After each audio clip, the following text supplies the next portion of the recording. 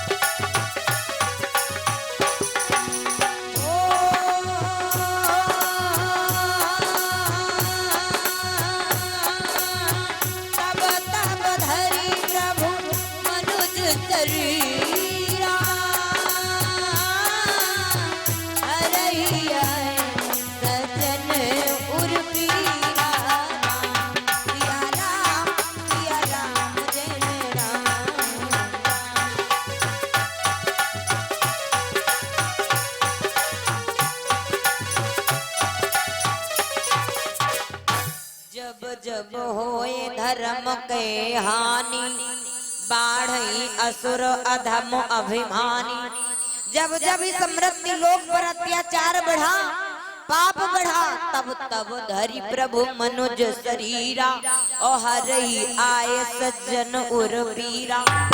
तब तब भगवान ने मानव का शरीर धारण किया और मृत्यु लोक पर आए अपने भक्तों के दुखों को दूर किया। अच्छा, क्या मात्र सिर्फ एक यही कारण था भगवान के आने का कि जब जब अत्याचार बढ़ा, पाप बढ़ा, उस पाप को दूर करने के लिए क्या कोई और नहीं अवतरित हुआ? पाप ऐसे नहीं दूर हुआ, सिर्फ भगवान के द्वारा ही पापियों का नाश हुआ। क्या कारण थे? हरि अनंत हरि कथा अनंता। भैया कल्प कल्प की बात है, भगवान सिर्फ एक ही कारण से नहीं आए, इसमें कई कारण हैं। राम जन्म के हेतु अनेका, परम विचित्र एकते एका। बहुत ही भगवान की विचित्र कथाएं हैं। एक बार की बात,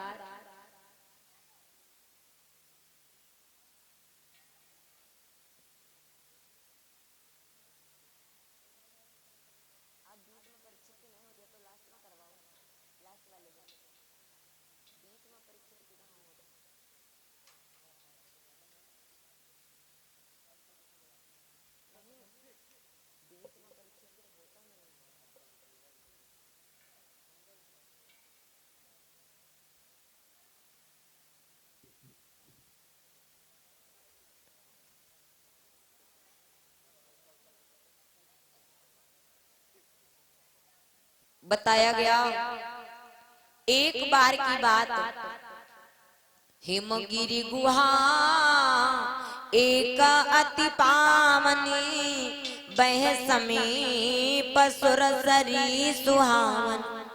हिम मतलब हिमालय, गिरि मतलब पर्वत, गुहा मतलब गुफा।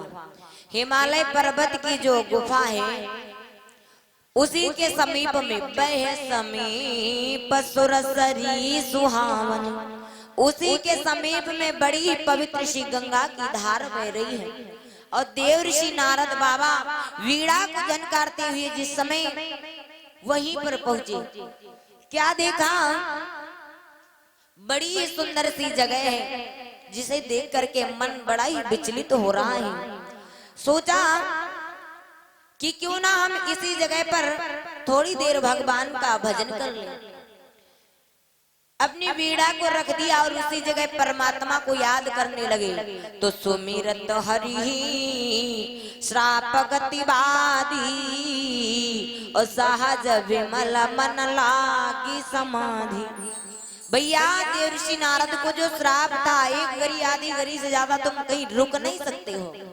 ये श्राप उतनी देर के लिए चीड़ हो गया जितनी देर इनकी आत्मा का डायरेक्ट कनेक्शन परमात्मा से हुआ। बीच में जितनी भी बाधाएं थी सभी दूर हो गई। देव ऋषि नारद बाबा भगवान का भजन करने लगे कि तुम रूठे रहो मोहन, हम तुमको मना लेंगे। तुम रूठे रहो मोहन, हम तुमको मना लेंगे।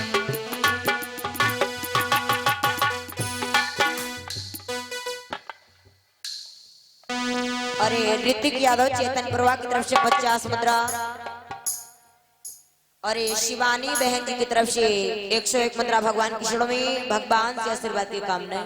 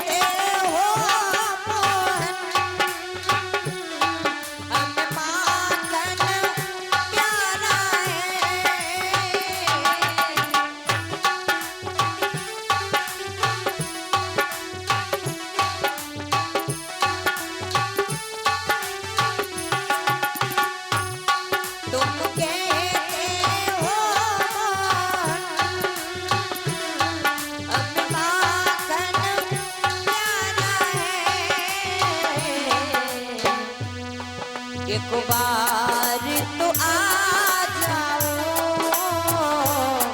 माखन भी खिला देंगे।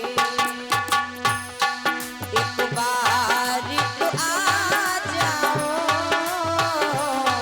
माखन भी खिला देंगे।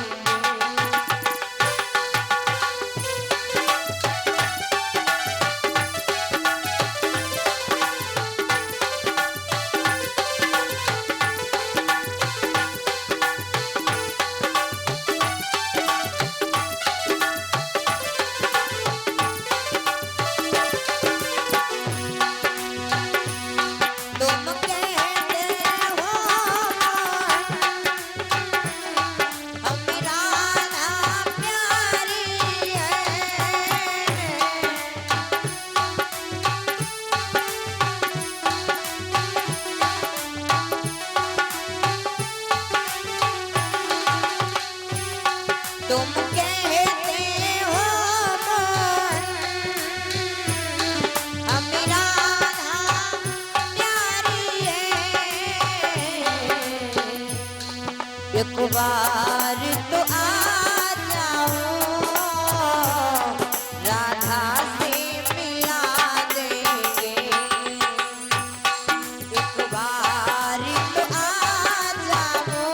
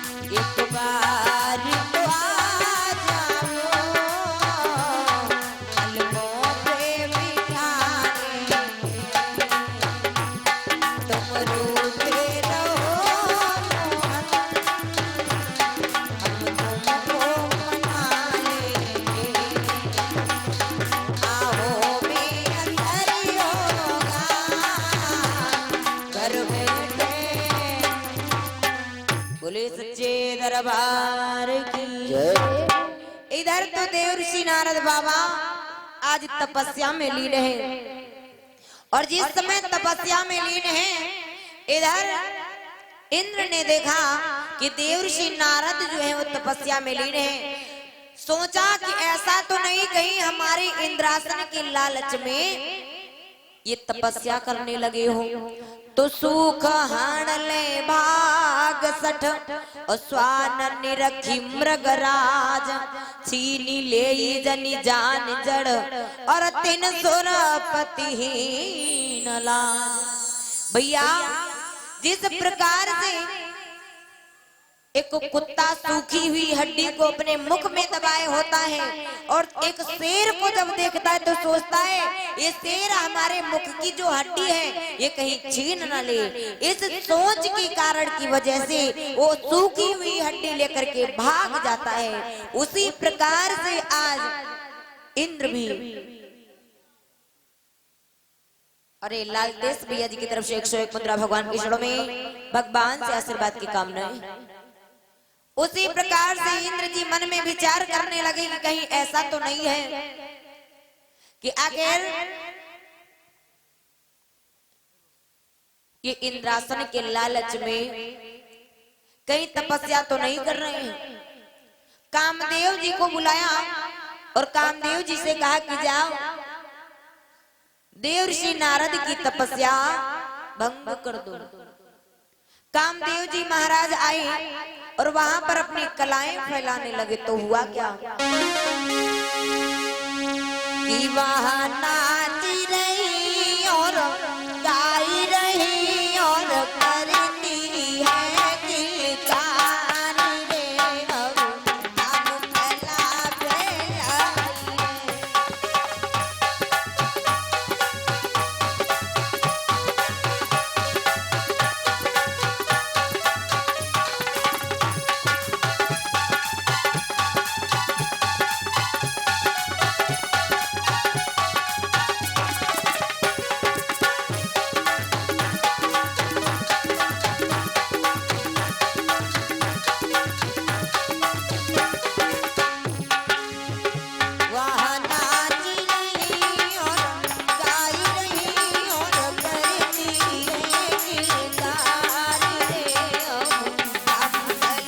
फैलाई।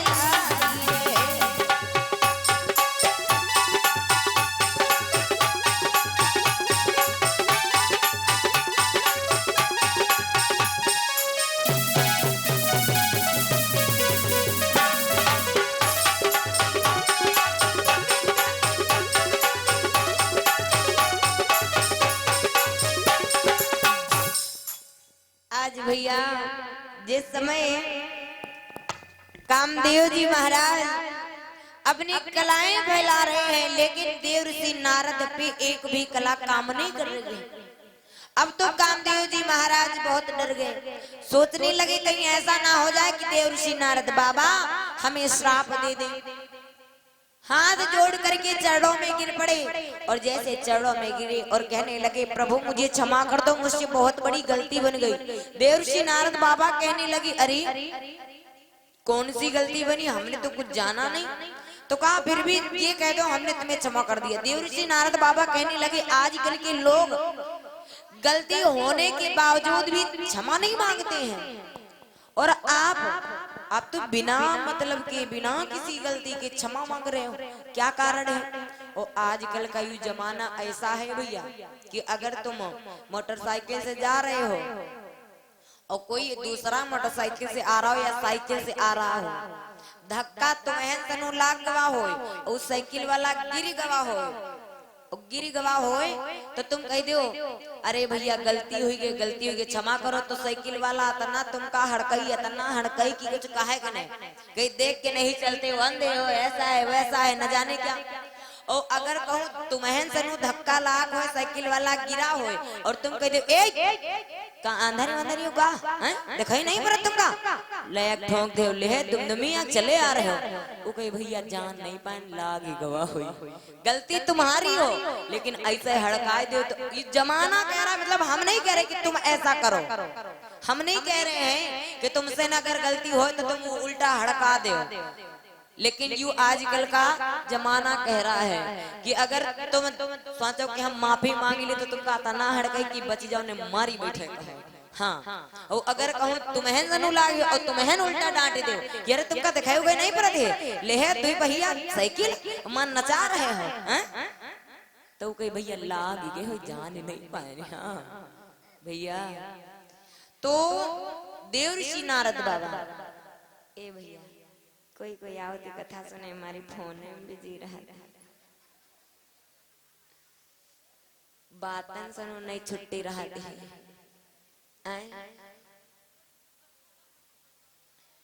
कहूँ कैमरा चल रहा तो कहूँ चैटिंग चल रही कहूँ हेलो बाय बाय अब भैया बात करने का तरीका भी सबका अलग अलग है बात करने का तरीका भी सबका अलग अलग है बिटियावा आजकल बात करती पता कितना बात करती हमरे कत्ती कत्ती मतलब बिटियावा हाँ मतलब हम नहीं कहे कि हम बात करें बिटियावन का देखे हैं कैसे बात करी है ऐसे फोन ले और एक हाथ ऐसे लगे हैं ओए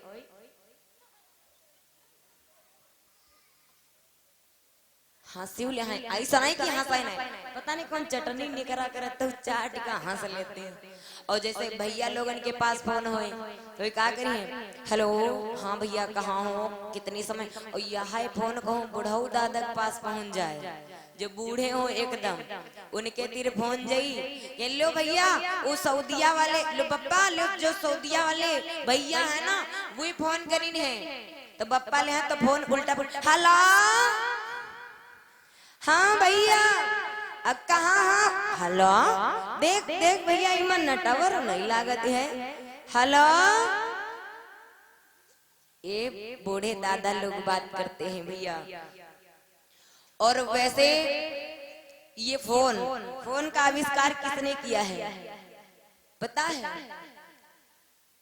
फोन का आविष्कार किया है ग्राहम बेल और सबसे पहले 2 फोन बनाए उन्होंने जो छोटे छोटे नोकिया वाले थे तो एक फोन अपने पास रख लिया और एक फोन दे दिया जिससे वो बात करते थे जिससे वो प्रेम करते थे हाँ दीदी जिससे वो प्रेम करते थे दे दिया तो जब सबसे पहले इन्होंने फोन लगाया और जैसे फोन लगाया उन्होंने उठाया उस लड़की का नाम था हेलो क्या नाम था हेलो तो इन्होंने उसका नाम लिया हेलो और आजकल हेलो भैया जब नहीं मालूम वो यहाँ कहते हैं हेलो न राधे ना नमस्ते कुछ नहीं सबसे पहले हेलो और मोबाइल तो आधे जने के बप्पा आए बिना मोबाइल के रही नहीं बने हैं हाँ नमस्ते और राधे राधे कहूँ रिश्तेदारी में जाए बाद ही में हुई सबसे पहले ए भैया मोटी पिन वाला चार्जर है का बताओ बाद में राम जुहार पहले चार्जर पूछ ले है कि नहीं है आजकल का ये संसार है भैया ये नहीं देखते हैं कि हम कहाँ हैं कैसे हैं कोई बात नहीं दीदी क्षमा मांगते हैं अच्छा तुम मौसी आओ ये कहाँ है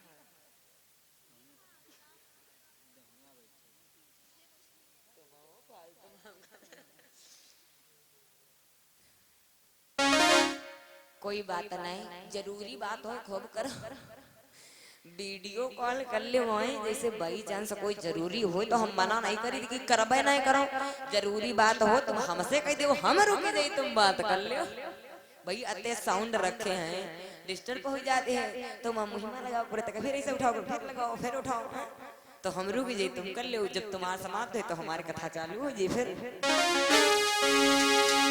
मोबाइल चाचा तुमको मेरी प्रणाम मोबाइल चाचा तुम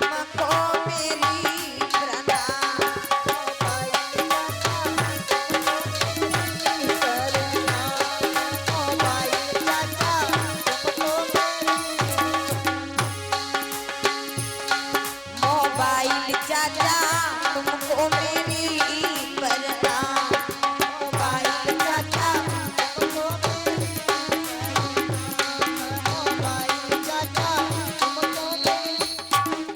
बोले सच्चे दरबार की, आज के आनंद की। दीदी हमसे गुस्साई गई है, देखो। हाँ तो ठीक है। ध्यान देना प्रसंग की तरफ कि जिस समय इधर आज कामदेव जी महाराज क्षमा मांग रहे हैं और कह रहे हैं कि मुझे क्षमा कर दो, तो भैया देवर्षि नारद ने कहा अरे गलती क्या है तुम्हारी? तो कहा पहले ये बात कह दो कि मैंने तुम्हें क्षमा कर दिया। तो कहा ठीक है मैंने तुम्हें क्षमा कर दिया, अब ये बात बताओ कि गलती क्या है। तो जिस प्रकार से इंद्र ने भेजा था वो सारी बातें बताया और कहा मैंने आपकी तपस्या को भंग करने की कोशिश की लेकिन भंग नहीं हुई। कहा कोई बात नहीं क्योंकि मैं आपसे हार गया। कामदेव जी महाराज ने कहा कि मैं आपसे हार गया। देवर्षि नारद मन में सोचे लगे दादा अरे जिस कामदेव को आज तक की कोई जीत नहीं पाया उसको मैंने जीत लिया, मैं तो बड़ा महान हूँ। प्रभुता पाई काई मद नहीं, बड़ी जल्दी छोटी गगरिया जो होती ना बड़ी जल्दी भर जाती है। हाँ अब तो देवर्षि नारद की अहंकार आ गया।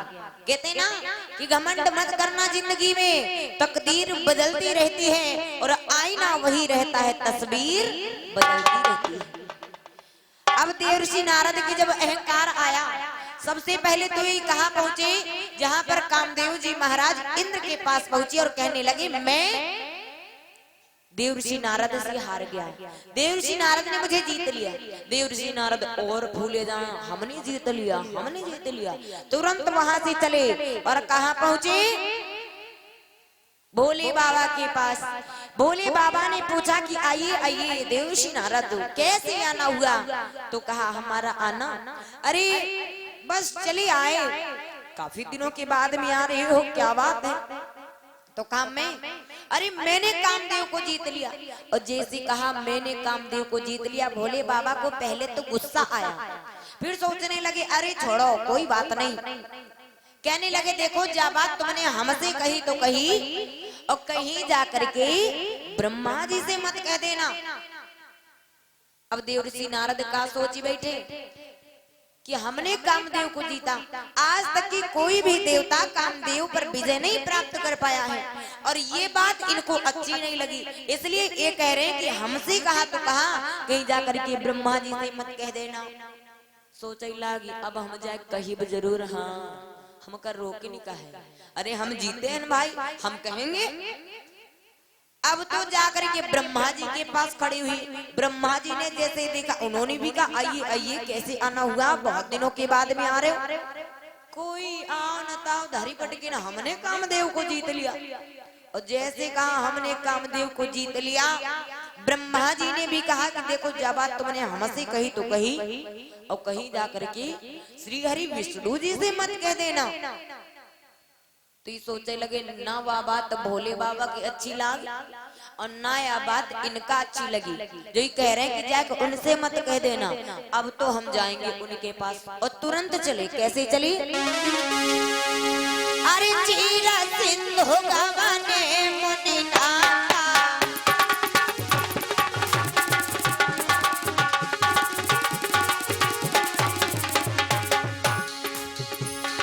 चीर सिंधु गवाने मुनिनाथा। कहा क्षीर सागर में जहाँ पर भगवान निवास करते थे, जहाँ बत श्रीनिवास श्रुति माता। जैसे भगवान ने देखा तो हरस मिले उठी रमानी के भैया। जैसे देखा देवर्षि नारद आए भगवान उठ करके खड़े हो गए। बैठे आसन ऋषि समेता, उठ करके खड़े हुए उसके बाद में बिठाया और भगवान बोले क्या बोले? बोले बिहसी चराचर राया,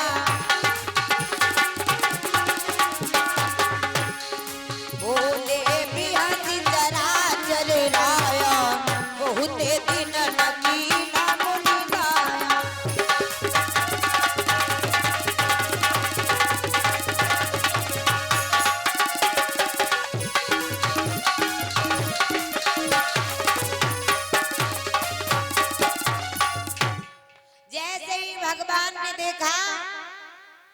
उसी समय भैया उठ करके खड़े हुए और कहने लगे, आइए आइए देवऋषि, नारद कैसे आना हुआ और बहुत दिनों के बाद में आ रहे हो। देवऋषि नारद कहने लगे, क्या बताएं, बहुत बड़ा काम करके आए हैं। हाँ, बोले कौन सा काम? अरे हम कोई छोटे मोटे ब्रह्मचारी थोड़ी ना है, हम बहुत बड़े ब्रह्मचारी हैं। अच्छा, कितने बड़े? अरे मैं बहुत बड़ा ब्रह्मचारी हूँ, मैंने कामदेव को जीत लिया।